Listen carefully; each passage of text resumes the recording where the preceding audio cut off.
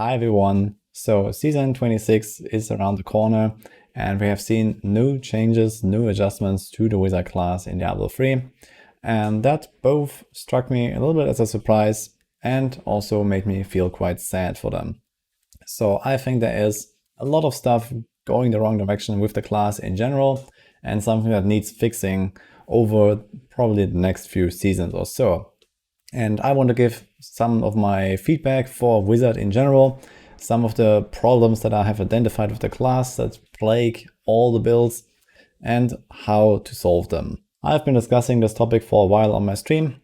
So Wizards are generally not extremely popular right now, they're not feeling very strong, and they have pretty much only one build that people kind of play, which is Firebirds, and which got a bit over-nerfed probably. So essentially no one really wants them. And the thing is that if you look at our tier list, Wizard is really not doing all that great. LoD Twister is season after season up here in S tier, but this is a solo pushing tier list and this is exclusively a solo pushing build. So you can't really farm with this. And even if you want to push it, you have to get something like at least 5k Paragons and then you play a Shimizu reverse Archon Twister variant. So there's like 3 people in the world per season that actually do that. And it's not actually, consistently performing on an S tier level of other builds that you would expect. Similar to what we have here, like Wave of Light or Mystic Allies or Bombardment. These are builds that just go in there and blast. But Wizard doesn't have those. The only 2 things that come close are the 2 Firebird variants with Flame Blades and Explosive Blast. So after the mirror image removal, those are the 2 emerging builds, and they are fairly solid, but especially when you're talking about solo farming, they are not exactly the greatest. They are easy to build, they're easy to play, but they simply don't really hold up with the pace of other top builds, which is partly also the problem of some of those other top builds. For example, Inna Mystic Ally Monk is still, in my opinion, quite a bit too strong to not really receive further nerfs, especially to the water version. All the other builds that we can see here are essentially solo push only builds, so no one actually really tries to farm with them because they're simply not that good. And a lot of these builds are also kind of inflated in their power due to those reverse Archon variants, as I had previously mentioned with the Twister. Not only this, but there's also one other general problem that plagues almost every single wizard build, and that is extremely slow movement. So you have teleport, which is a skill that is absolutely completely ridiculous in Diablo 2, and you have it in Diablo 3 with an 11-second cooldown on a class where almost no builds actually stacks cooldown reduction.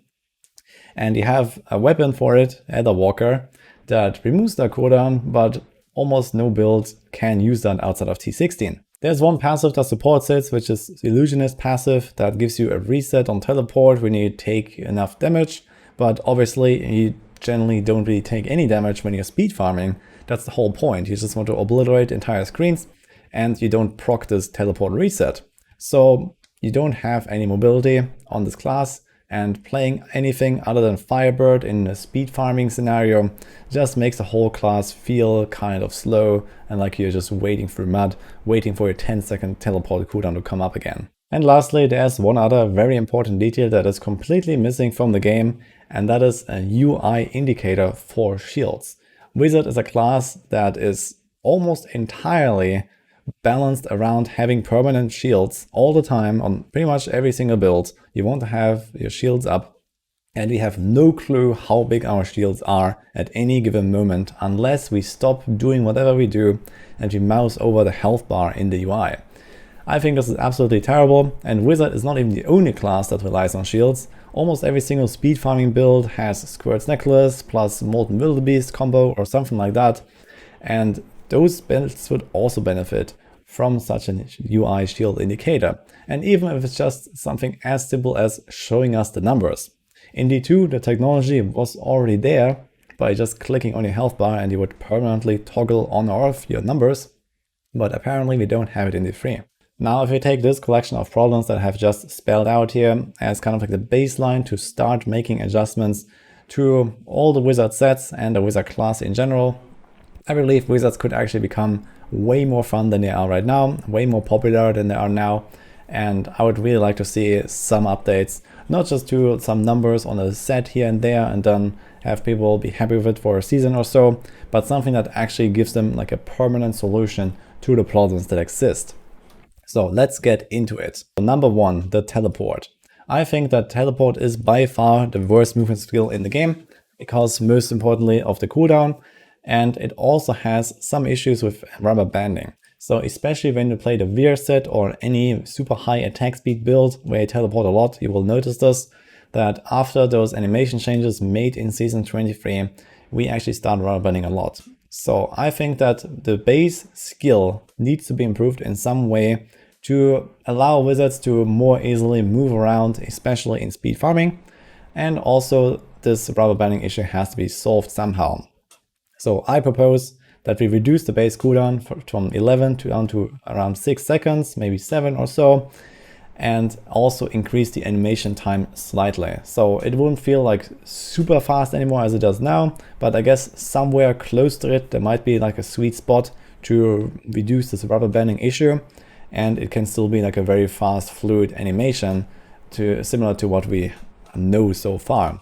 And I believe that the Illusionist passive that gives you this cooldown reset when you get hit is not really suited for the class. So there are some pushing builds where that kind of makes sense, like I think Twister, for example, when you play the non-Archon version at least.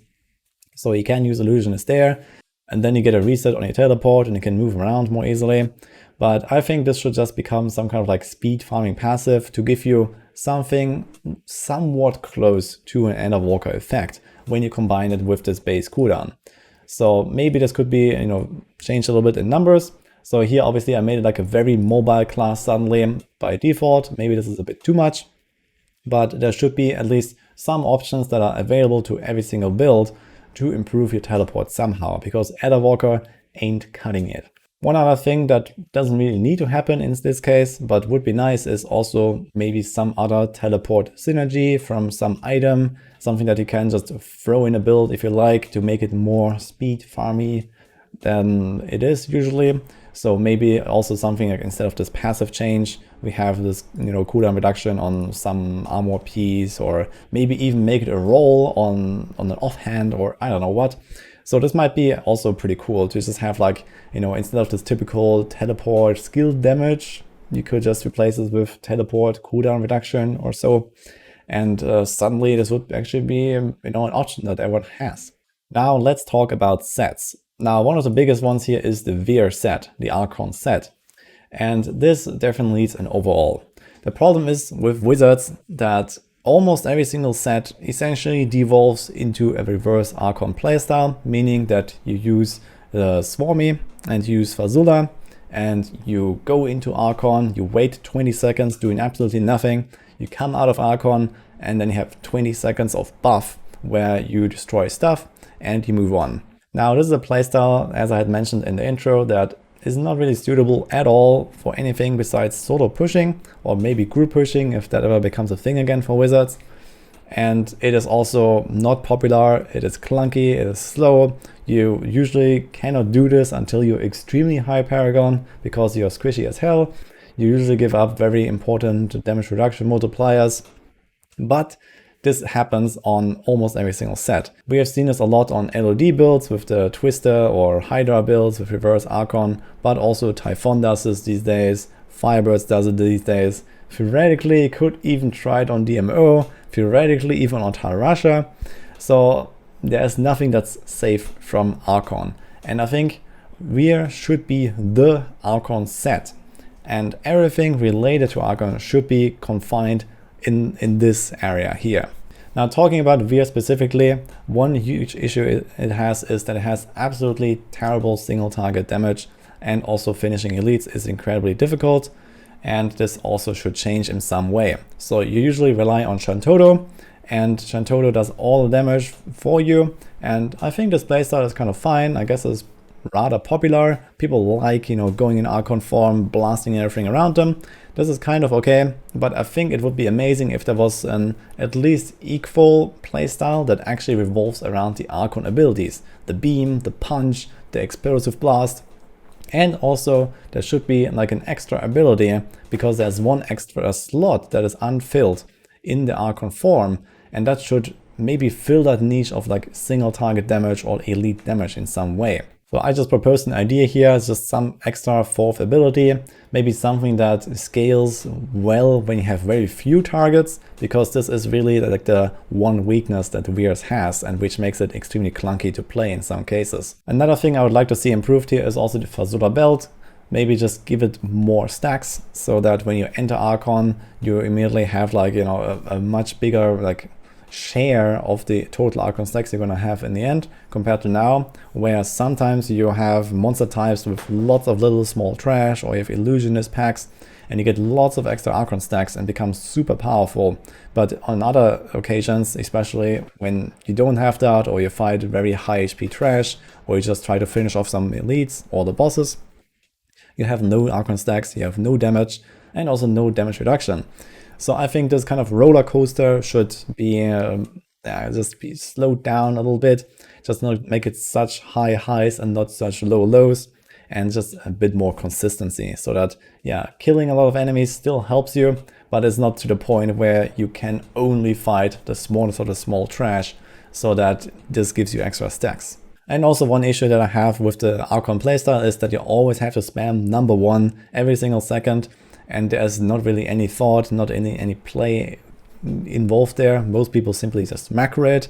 I believe this is annoying and this is useless, and this should also change. So there needs to be a much longer cooldown. Keep in mind that Archon builds actually run a lot of cooldown reduction, so this needs to have something like a base cooldown of, let's say, at least 10 or 15 seconds, and then it should also have some actual effect beyond just giving you one Archon stack, in my opinion. So to sum it up for Vyr, I think this should be reworked into the Archon set, and it should actually give Archon all its power. So the Archon skill itself would have to be changed, so it can't be abused for every other set, and we kill all the reverse Archon builds in one go with that. Next up is the Firebirds. So Firebirds, I don't have that much to say. It is a really strong build, and it's comfortably sitting somewhere in A tier, but these days also has these reverse Archon push builds, and we shouldn't really have those. And it got nerfed after 2 seasons of absolute dominance, which is kind of expected, but I think maybe a little bit too much. So a small buff would be nice, just to bring it up a little bit, because Firebirds is actually a very slow paced build, and it should be like, you know, there should be some payoff for doing rather slow runs, so you have to go a little bit higher with this. Other than this, it's a very beginner friendly, very tanky build, very easy to do. Personally, I am absolutely not a fan that Deathwish still exists, and Deathwish is still being played by almost everyone using the set. So there are 2 playstyles now with the Flame Blades and the Explosive Blast, but I think maybe it's time to just move on from Deathwish. You know, just make it only channeling skills, damage, or something like this, and just have this Flame Blades variant after all. So even though that reduces the build options, I think it will save us a lot of headache in the future with potential abuse of Deathwish again for other builds. And it also, even on Firebird, it is an extremely clunky playstyle. So you stand there, you get crowd controlled all the time, it's annoying as hell. Additionally, this whole Explosive Blast setup also really benefits cheaters, and it's also another reason why I would like to see that removed. Next up, we have DMO. So DMO is actually a pretty cool set in my opinion. This whole fantasy of the slow time, and then you trap your enemies inside, you blast them down. That was actually pretty cool. So these days, this is mostly played with Twisters, and it's mostly a solo push only build. And there's also Frozen Orb. So we actually have guides on both of these as well. And there are some other possible builds that you can do, because the set buffs a lot of different skills, but there's basically no other builds that actually played with this. So I think it's fine to just keep DMO mostly as it is, maybe speed it up a little bit and give it more damage. So just make this the Frozen Orb and the Twister set. I would like to see like a closer balance between the two. They're like a few tiers apart, so that we end up somewhere in a scenario like the Marauder Demon Hunter with multi-shot and cluster arrow being pretty much exactly equal. So this would be the goal here, and it can be achieved with just minor tweaks. Personally, I don't really see much of a reason to keep all these other skills on the set, but I guess that's kind of okay. Maybe there could even be some potential for some generator build again. I think there was something like this way back with Spectral Blades or so. So maybe this could be something for the future. to add like a third build. But I think in general, keeping Frozen Orb and Twister on DMO is going to be fine as it is. Just they need to be buffed. So for Frozen Orb, I would say somewhere in the range of 8 to 10 tiers, Twister around 6 to 7. So yeah, need like a big buff for the set. And then maybe a small tweak down for Twister or so for maybe the items like the Twisted Sword or something like that to bring them both in line. Here's the Typhon's Whale, so it's the Hydra set. I don't really have much to say here either, so this is overall really solid build, especially for T16 and bounties. This is the wizard build already, so it has its niche, but I would like to see it improved as well for Greater Rifts so that it's actually kind of a viable choice. Right now, yeah, it can kind of farm higher tiers, but it needs a bit of a help. So if it becomes more mobile from those teleport changes above, and it gets something like a ×2 or ×3 damage buff, it would definitely turn out to be a great speed farming build for people that like Hydra. And finally, we have the Tal Rasha. So this is pretty much the most losers of the sets, and it used to be some Meteor build. These days it has become some Frozen Orb build, and it doesn't have any purpose outside of solo pushing Tal Rasha. So as I just mentioned for DMO, I would like to see DMO be the combination of Twister and Frozen Orb so that we can play both there.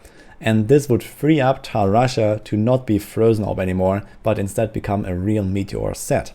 So I think this is a pretty obvious choice for the Tal Rasha, and also for wizards in general, which do not have any Meteor builds really these days after the Star Pack nerf. And Tal Rasha itself also has very interesting mechanics with those 4 different elements, so you want to cycle different skills.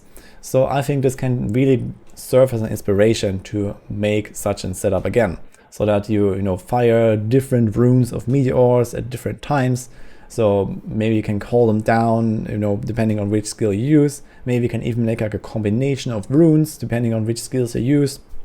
So there could definitely be a lot of potential here to make this a really awesome and memorable set to play. I think pretty much every wizard player is waiting for a huge buff to meteors, and Tal Rasha, being one of the weakest sets, is most likely also going to be the next in line for a rework anyway. So I guess we're just going to see that very soon in season 27 even, or maybe season 28 or whatever. So wizards need some improvement, and Tal Rasha will most likely be one of them. Now, while we can go into many very weird creative directions with this set, one thing I would really like to see though is a staff, a second staff. In fact, there is actually a second one. It's called a Smoldering Core. So that is like a staff that taunts enemies. I'm not sure if we really want to keep that taunt on this thing. Maybe make it some other cool effect. Maybe some pull even or so, like the meteor, blasts everything and pulls it in or whatever. So this would be more exciting.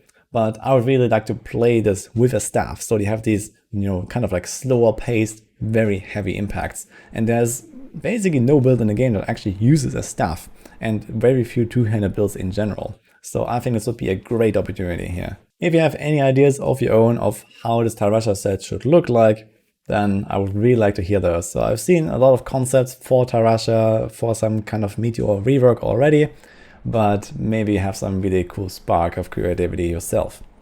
And finally, we have the LoD. So LoD, in this case, with the proposed reworks that I have mentioned here, would actually turn out to not really have any crazy build anymore. Right now, the best one is the Twister.